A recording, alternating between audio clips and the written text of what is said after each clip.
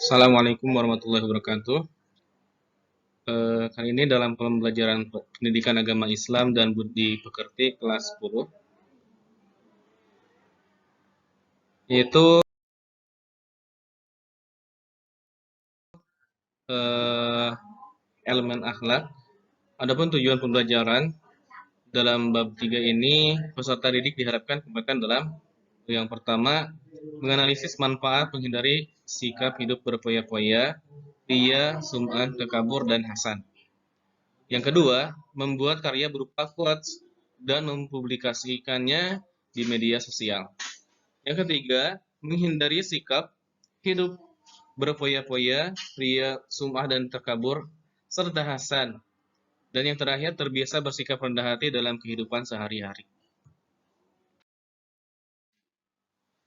Adapun inti dari materi tersebut adalah tema yang bertema menjalani atau menjalin hidup penuh manfaat dengan menghindari berfoya-foya, ria, dan sum'ah, takabur, serta hasad.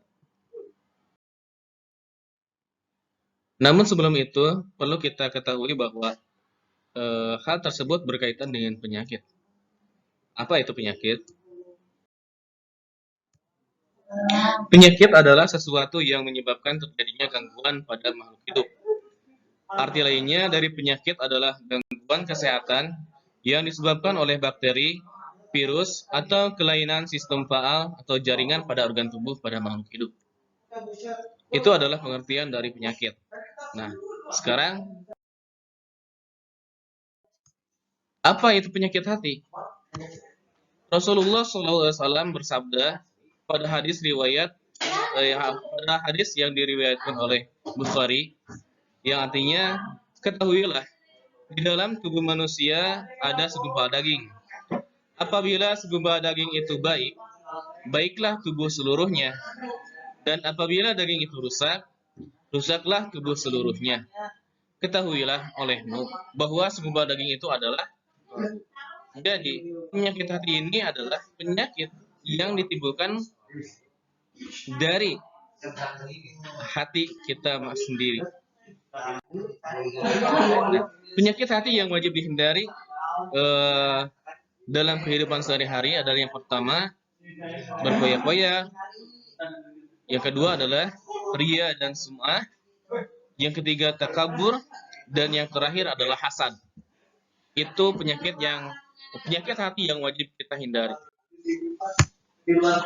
Nah, untuk pembahasan kali ini, kita khususkan membahas mengenai penyakit hati, yaitu berfoya-foya. Apa sih inti dari berfoya-foya itu? Nah, dalam Islam melarang perilaku berlebih-lebihan atau melampaui batas yang disebut dengan israf, dan boros yang arti lain adalah tabzir dalam membelanjakan harta tentunya. Keduanya termasuk perbuatan setan. Sebaliknya, Islam menganjurkan umatnya untuk hidup bersahaja, seimbang, dan proporsional. Nah, dalam surat Al-Isra ayat 26 sampai dengan 27, yang artinya, dan berikanlah haknya kepada kerabat dekat, juga kepada orang miskin dan orang yang dalam perjalanan. Dan janganlah kamu menghambur-hamburkan hartamu secara boros. Sesungguhnya orang-orang yang pemboros itu adalah saudara setan. Dan setan itu sangat ingkar kepada Tuhannya. Jadi, ini adalah inti bahwa sikap berfoya-foya tersebut sangat dilarang di dalam Islam. Nah, adapun contoh berfoya-foya dalam kehidupan sehari-hari dibagi menjadi 3 bagian. Nah, untuk yang awal dari sifat ini adalah dimulai dari hati. Kemudian ada rasa kemunculan, yaitu sikap berfoya-foya. Untuk contoh yang pertama adalah contoh tabdzir dan israf dalam berbicara. Berkata-kata yang tidak penting dan tidak perlu, baik secara langsung bertemu dengan lawan bicara ataupun melalui media elektronik, termasuk media sosial. Contoh lainnya misalnya menggunakan kuota internet untuk searching dan chatting hal-hal yang tidak perlu.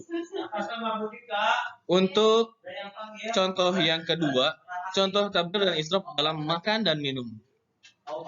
Seseorang mengambil banyak makanan dan minuman pada suatu acara tasyakuran. Ia takut tidak mendapat bagian, tanpa sama sekali tidak mempertimbangkan daya tampung perut. Akhirnya, ia tidak sanggup menghabiskan makanan dan minuman tersebut, yang berarti mubazir. Seperti itu. Adapun contoh yang ketiga adalah contoh tabdzir dan israf dalam penampilan. Memakai perhiasan emas di kedua tangan, leher, jari-jemari, dan kaki pada saat pertemuan warga. Dengan perlengkapan yang mewah, lengkap, dan tas impor dan brand. Itu adalah contoh dari berpoya-poya, berlebih-lebihan dan melampaui batas serta boros dalam segala hal, terutama dalam berbicara, makan dan minum, dan berpenampilan.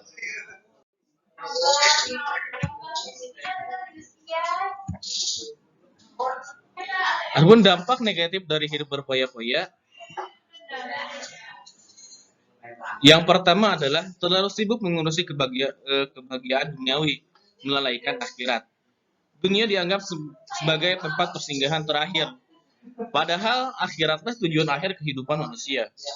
Mereka sibuk mencari kebahagiaan dunia dengan menumpuk-numpuk harta, hingga melupakan hidup di akhirat. Yang kedua adalah menimbulkan sifat iri, dengki, dan pamer.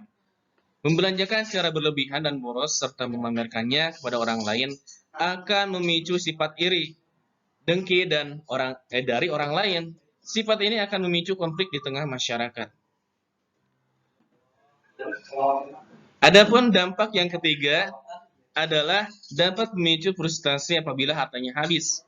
Pengeluaran harta yang tidak terkontrol dan berlebihan karena memperturutkan gengsi dan hawa nafsu akan mengakibatkan frustasi.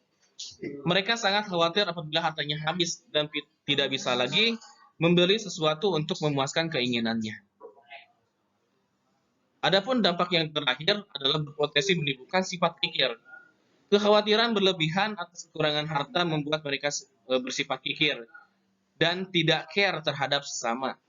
Karena takut jatuh miskin, akhirnya tidak ada kepedulian kepada fakir miskin benar-benar membutuhkan bantuan. Dia berlebihan dalam menukar harta, tapi tidak enggan untuk memberi terhadap sesama. Adapun cara menghindari hidup berpoya itu seperti apa? Ada 6 cara. Cara yang pertama adalah membelanjakan harta sesuai dengan skala prioritas kebutuhan, bukan keinginan. Kebutuhan adalah sesuatu yang dibutuhkan oleh kita, didasari atas manfaat yang harus segera disegerakan.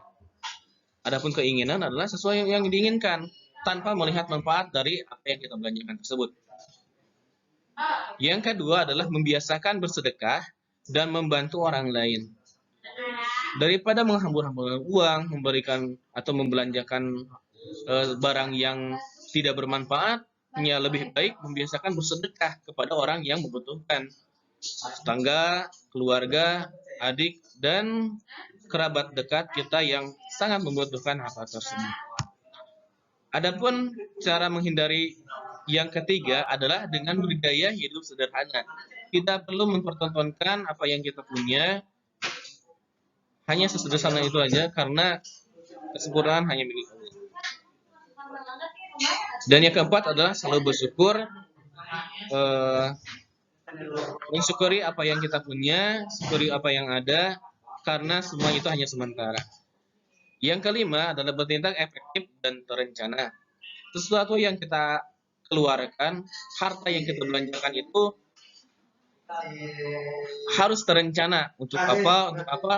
Tergantung itu yang seperti yang pertama, sesuai dengan kebutuhan. Apa yang diprioritaskan, kita harus lebih memilih dan direncanakan dalam mengeluarkan harta tersebut. Dan yang terakhir adalah bersikap rendah hati. Dengan rendah hati kita bisa terhindar dari rasa ingin untuk mengeluarkan yang lebih. Dengan rendah hati kita menganggap bahwa kita itu tidak apa-apanya. Kita itu hanya hamba Allah yang ditugaskan hanya untuk beribadah. apa yang kita punya, apa yang kita eh, nikmati saat ini adalah amanah dari Allah Subhanahu wa taala. Mungkin itu saja materi yang disampaikan pada pertemuan kali ini.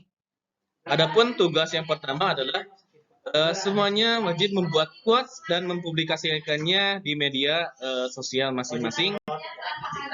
Ini adalah sebagai tugas yang pertama. Untuk perhatian dan saya mohon maaf atas segala kekurangan. Saya ucapkan terima kasih. Wassalamualaikum warahmatullahi wabarakatuh.